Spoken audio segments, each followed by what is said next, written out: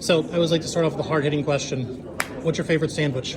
Sandwich. I mean, the first thing that sprung into my head was a BLT, so I guess I have to be honest and say a BLT. It's a good one. Yeah. So this being the second outing of Detective Blanc, how do you approach letting him grow as a character without overshadowing the larger-than-life personalities he's investigating? Well, I think that for me, and Daniel and I have kind of talked about this. Weirdly, in a way, I feel like going too deep into the character of the detective is a mistake. I feel like remembering the detective is not actually, he's at the center of it, but he's not like the protagonist of it. Like there's always one of the suspects that is the role of the protagonist.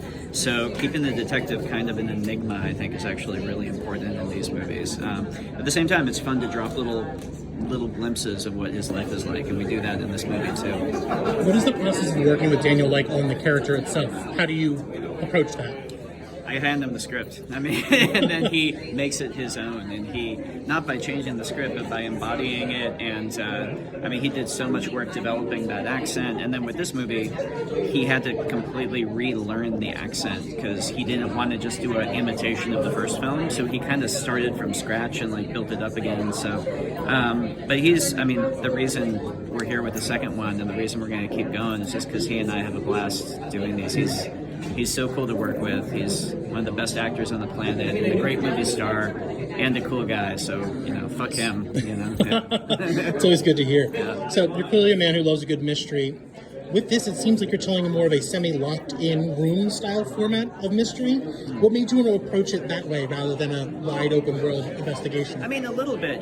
With a good mystery, you're always looking ways to contain the suspects. That's one. So it's not like it takes place in a mall and anyone there could have done it. It needs to be contained.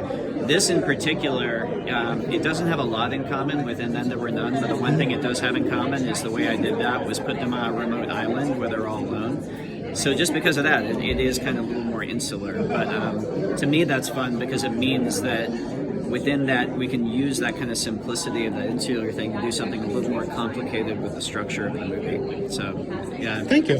Not even a spoiler, I guess, but it sounds like one.